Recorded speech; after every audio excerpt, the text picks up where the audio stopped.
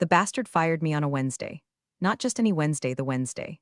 Quarterly financials were due, our biggest client was threatening to pull a $12 million deal, and legal was 2 signatures away from a contract breach that would make the SEC piss themselves. But sure, let's toss the contracts manager, the one who wrote the indemnity language they're now relying on, not next week, not gently, but in a conference room with glass walls and a Starbucks crowd watching like it was free HBO. But I'm getting ahead of myself. Back then, they called me the Clause Queen. Some said it with respect. Others with an eye roll, like I was the lunch lady of legal, always there, always unnoticed, always somehow holding the place together. My official title was Senior Contracts Manager, 11 years deep at a tech firm that looked like it was built on buzzwords and kombucha, but actually ran on ironclad clauses and my obsessive attention to risk. I didn't make noise. I made airtight agreements. I didn't play ping pong in the break room or schmooze with product during innovation retreats. I lived in the fine print. While other people flirted with disaster, I was over here threading liability needles like I was sewing a damn wedding dress. I loved it. No, really, I loved it.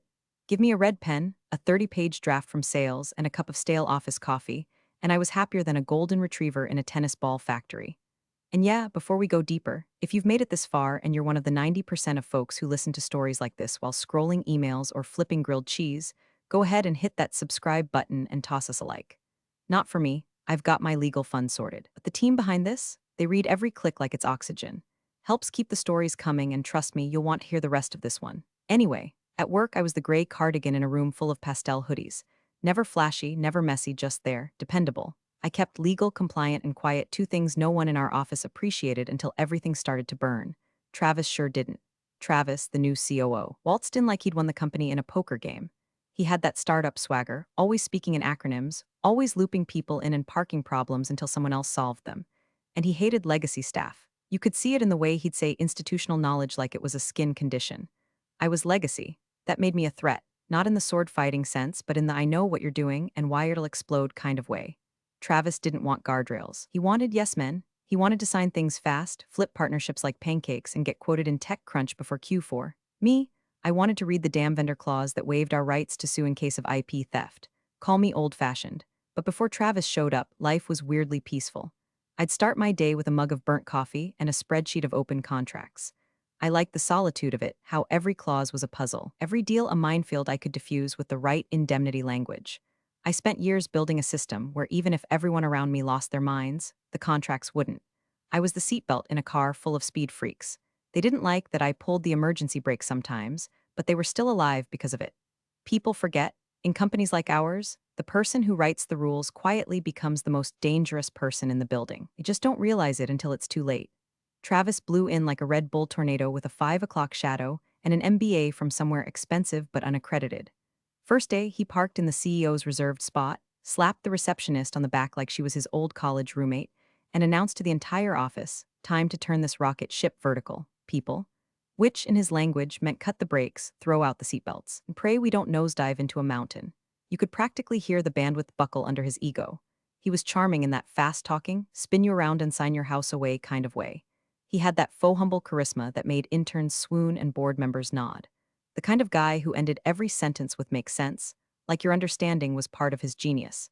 He didn't just disregard legacy staff, he treated us like expired milk. The second he found out I'd been here over a decade, he smiled like I'd just confessed to still using dial-up. I like fresh eyes, he said once, teeth gleaming. People who think differently. Which, of course, meant people who don't remember how we got sued in 2017 for this exact stunt. Within weeks, he'd started muscling through contracts like they were Tinder swipes. Sales loved him. Product worshipped him. And legal. Legal was being left out of calls, pushed out of deal memos, and sent final drafts 2 minutes before signatures. It was like watching someone build a skyscraper without checking the foundation, and they're using fireworks instead of concrete. Then came the breach point. A vendor contract landed on my desk, retroactively of course, and it didn't just raise red flags. It raised sirens. It was a strategic licensing partnership with a tech firm in Vancouver that, on paper, looked like a dream. But buried in the boilerplate was a clause that outright violated our NDA with a major financial partner and could trigger mandatory disclosures under SEC Rule 10b-5. That's not just bad. That's federal court bad. I flagged it. Carefully. Professionally. Sent a memo up through legal, CC'd compliance, even tagged our usual risk consultant. I didn't shout, didn't make it political. Just outlined the liability like I'd done 1,000 times before. 2 hours later, I was summoned to Travis's office.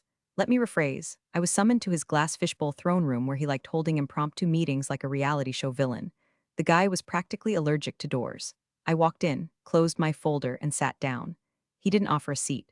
Just leaned against his standing desk, sipping something green and awful from a branded company tumbler. "You don't like the deal?" he said without looking at me. "It violates 3 standing agreements and would require disclosure to the SEC. We could be," he held up a finger like he was silencing a child. "No one reads the fine print, sweetheart, sweetheart." He said it like he was doing me a favor, like we were in a 1950s sitcom and I should be grateful he even acknowledged my concern. My vision tunneled for a second. Not from rage. I've had plenty of men underestimate me, but from the sheer, blinding stupidity of the situation. "You're not sales, you're not strategy. You're not even legal counsel," he went on, smile fading into smug.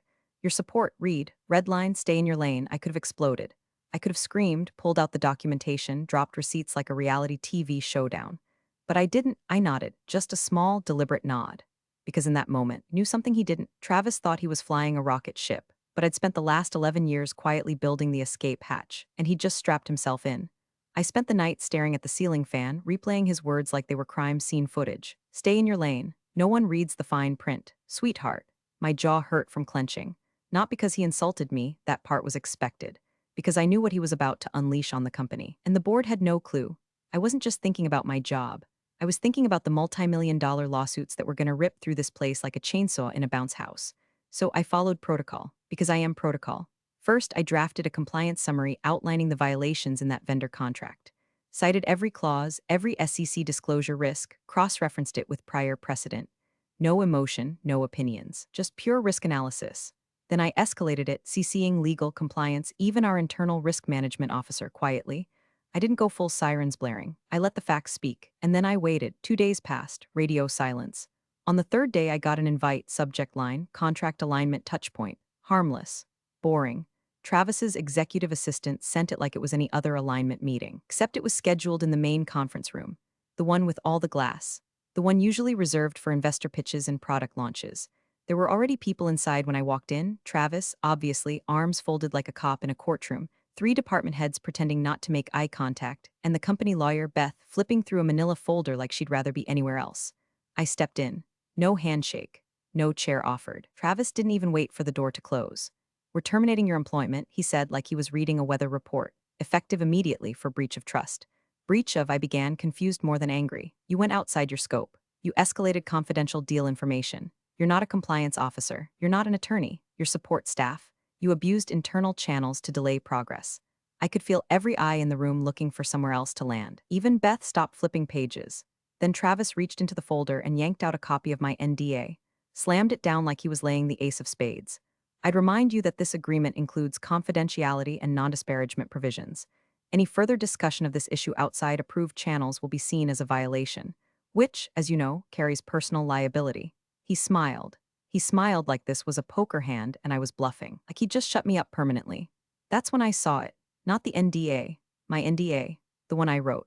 A long time ago, back when our then GC asked me to revise our standard contract for legal staff and senior contract managers to include whistleblower protections and indemnity triggers, because we were dealing with sensitive regulatory issues and he wanted anyone raising red flags to be shielded. That was paragraph 12B. Pulled a copy from my folder, not the one Travis had, but mine, highlighted in yellow, years of revision notes in the margins.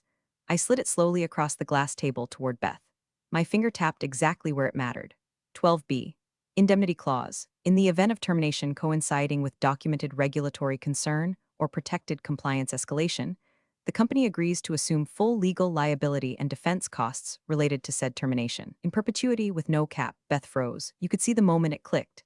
Her face went the color of skim milk. Travis didn't understand, not yet, so I turned to him, calm as church on Sunday, and said, "I didn't breach trust. I followed protocol, and now you've breached indemnity." He looked at Beth.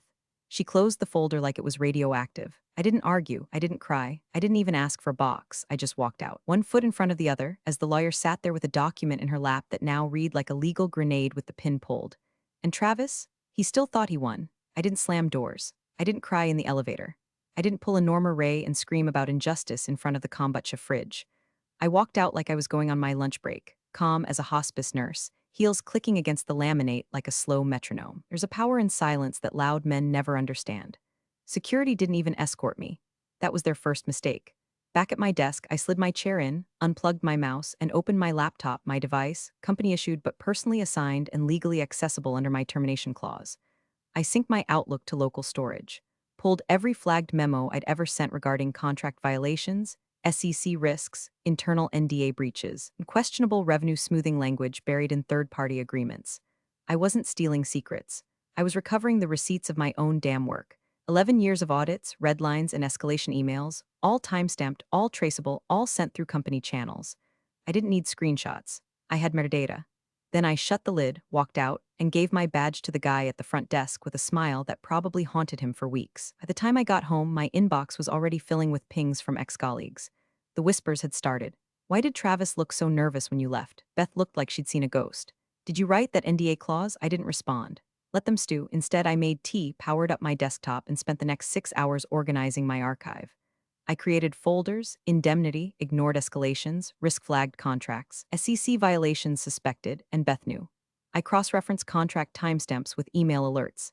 Every time I'd raised a concern about shady vendor clauses or misrepresented partnership structures, I linked it to the contract language Travis had fast-tracked.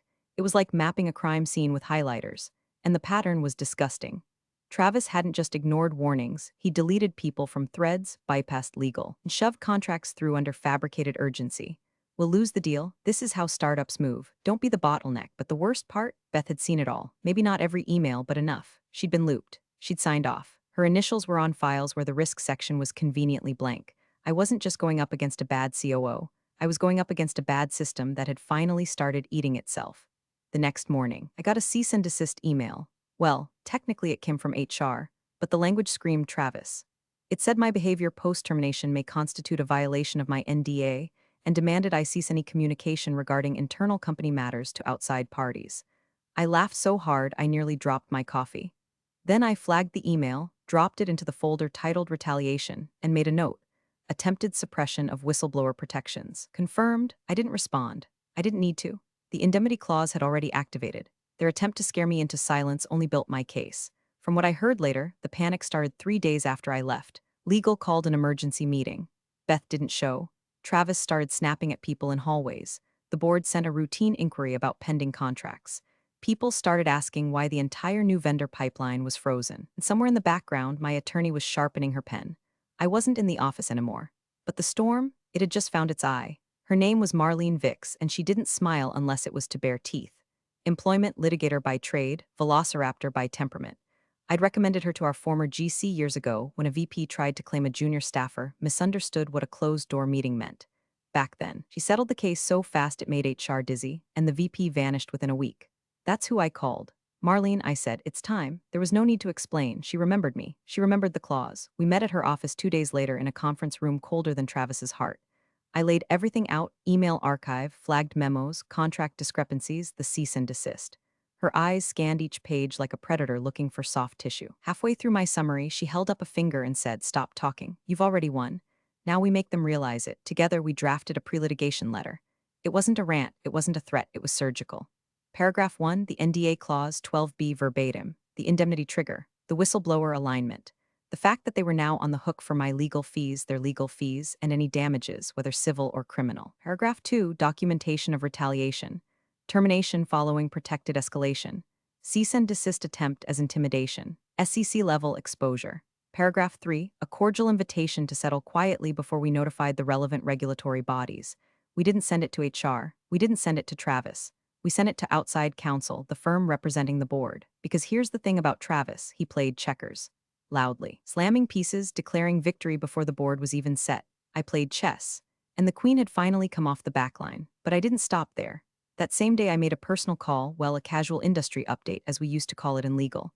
I rang up Angela, a regulatory auditor I'd worked with on a prior third-party review. Sharp, ethical, and just nosy enough to be useful. "Hey Angela, quick question," I said. "What's the threshold again for a company needing to self-report contract violations related to SEC-covered partnerships?" There was a pause. She knew what I was doing. "I'd check Form 8K, she said slowly. "And maybe, if I were you, send me something informal. I'll decide if it warrants follow-up."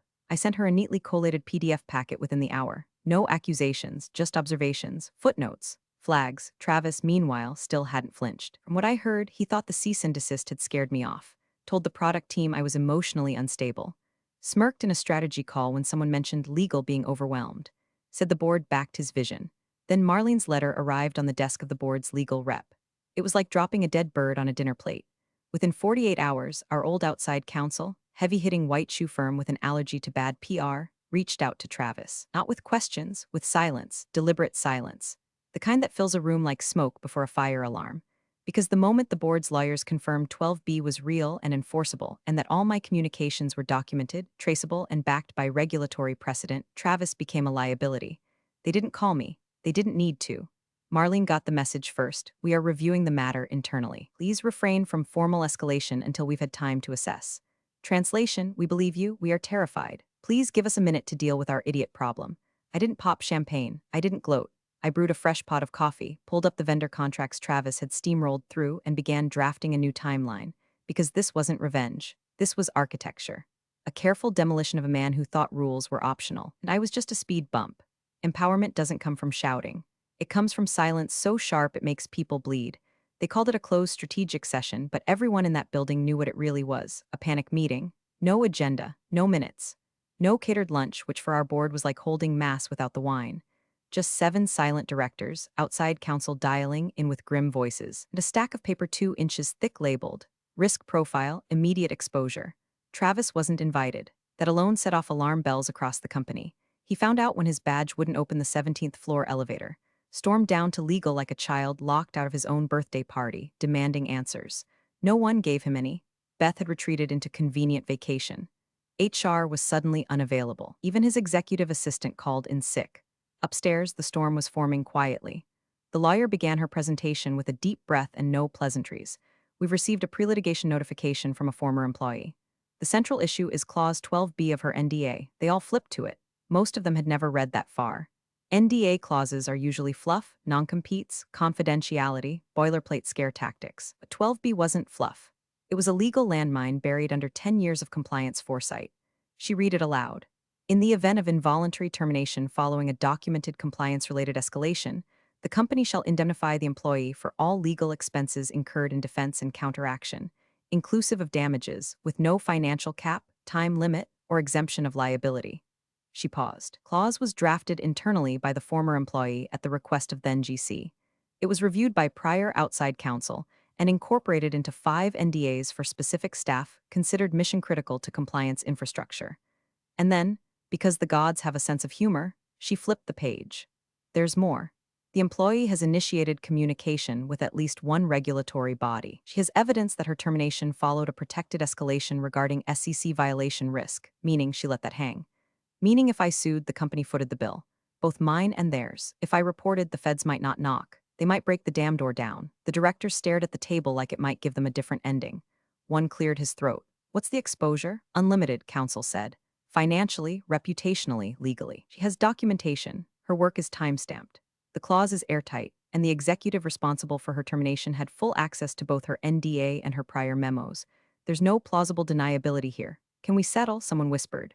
We're trying, she replied, but she hasn't made demands. She hasn't responded. She's just waiting. They all went still. Because in business, silence is the scariest sound of all. And down in his office, Travis was pacing like a tiger in a glass cage, still thinking this was about ego, about politics, about a disgruntled staffer too scared to fight.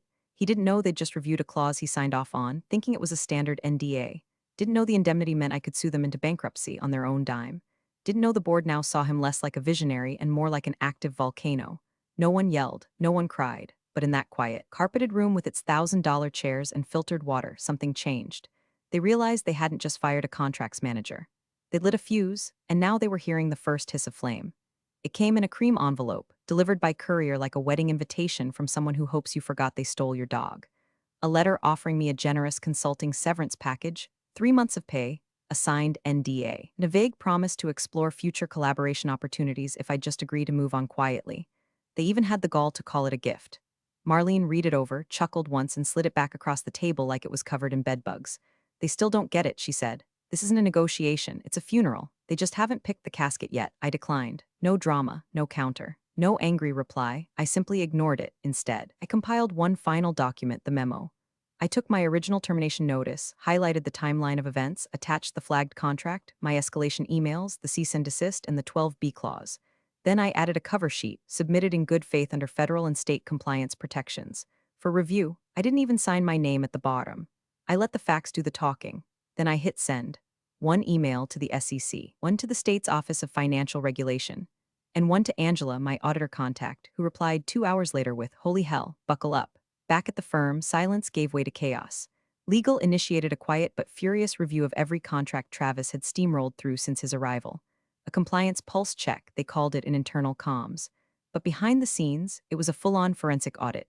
They reopened vendor agreements, subpoenaed Slack logs, and yanked sales into one-on-one interviews faster than you can say exposure risk. Word spread fast. New deal flow? Frozen. Clients? Nervous. One of our biggest enterprise partners sent an email titled Governance Concerns and copied half the C-suite. Another delayed a $9M renewal pending clarity. Whispers turned into meetings. Meetings turned into phone calls. Phone calls turned into panicked back-channel texts between board members asking, "What the hell else did Travis sign?" Travis himself was still putting on a show, smiling in Zooms, making half-baked jokes about red tape strangling innovation. But the glint in his eye was gone. He looked tired, smaller, like someone who finally realized the hole wasn't a pothole, it was a sinkhole. And me? I didn't show up, I didn't call anyone. I didn't post a LinkedIn essay about resilience or finding new beginnings. I just brewed coffee, sat at my kitchen table, and watched the cracks spread. This wasn't rage, this wasn't revenge. This was what it feels like when the house you built starts pushing back, because I wasn't the claw's queen anymore. I was the consequence. It hit the wire on a Monday morning, timed to destroy the week before it started. No byline, no direct quotes, just a surgical exposé published by an industry outlet known for burying companies in polite, devastating prose.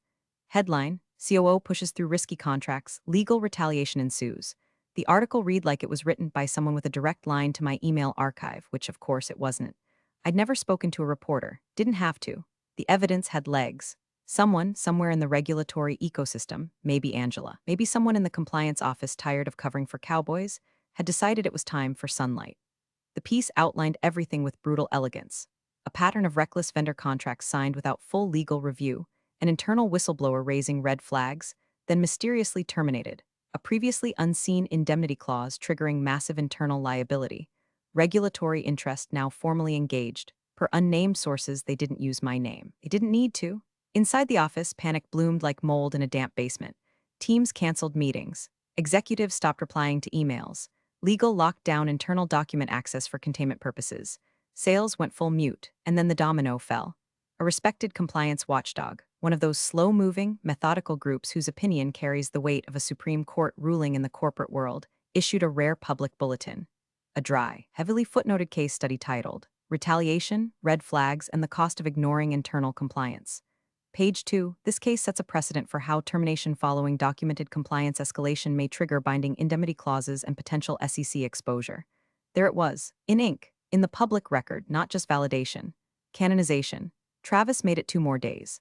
The board issued a statement, short, cold, lethal, effective immediately. The chief operating officer has been suspended pending internal review. His access was revoked within the hour. Door badge, company Slack, admin privileges gone. He showed up that morning wearing his usual smug button-down and was turned away by security like he was trying to crash a wedding. People said he screamed in the lobby. Others said he just stood there, dumbfounded, holding a paper coffee cup while the badge reader blinked red. Me. I was reading the bulletin over a croissant.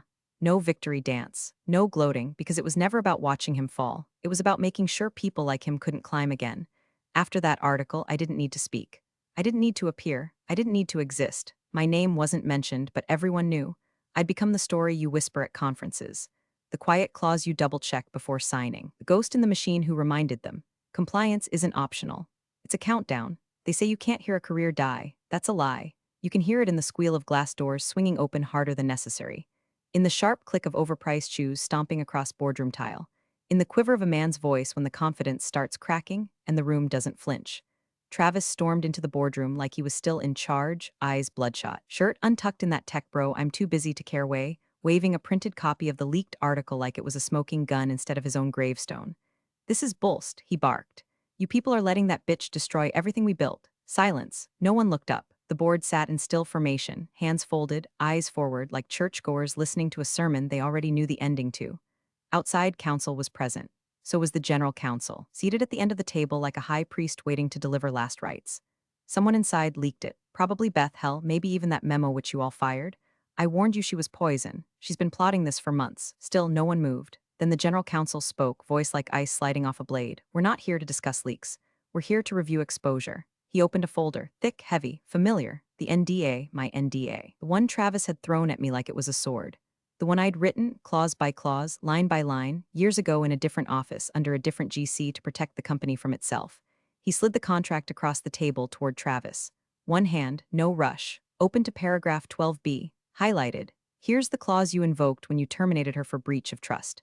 Travis leaned over it, eyes scanning like he was just now realizing it wasn't written in his language. You didn't just fire her, the general counsel said, voice low and exact. You gave her unlimited funding to destroy us, on our dime. Silence again. But this time it screamed, Travis's face drained. You could see the exact second it registered. Clause 12B wasn't a footnote. It was a warhead. All those emails, all those memos. Every ignored escalation, every cover-up, every deal he forced through like a toddler with a hammer, all of it was now legally tied to an indemnity trigger with no cap. The board didn't need a debate. One of them simply said, let's vote. No discussion, just 5 hands raised, then 6. Then 7, terminated for cause, effective immediately. No severance, no vesting, no shield. The general counsel nodded towards security already waiting outside. Travis tried to speak, but no one cared. The door shut behind him with a soft hiss that sounded a hell of a lot like justice. I didn't find out from the press, or a friend, or a board leak. I found out from Marlene. She emailed me a single screenshot. The board's internal vote tally, black and white, time-stamped and signed. No greeting, no commentary. Just the subject line, paragraph 12B delivered. I stared at it for a long time, not smiling, not crying, just still. Because this wasn't about revenge. It wasn't even about justice. It was about writing a clause so precise, so quiet, and so deadly that it sat in the background like a coiled viper until someone foolish enough stepped on it. And now, that viper had teeth and a body count. Big thanks for watching, you sneaky seniors. Subscribe to keep the coffee pot brewing revenge. Your ex-colleagues won't know what hit him.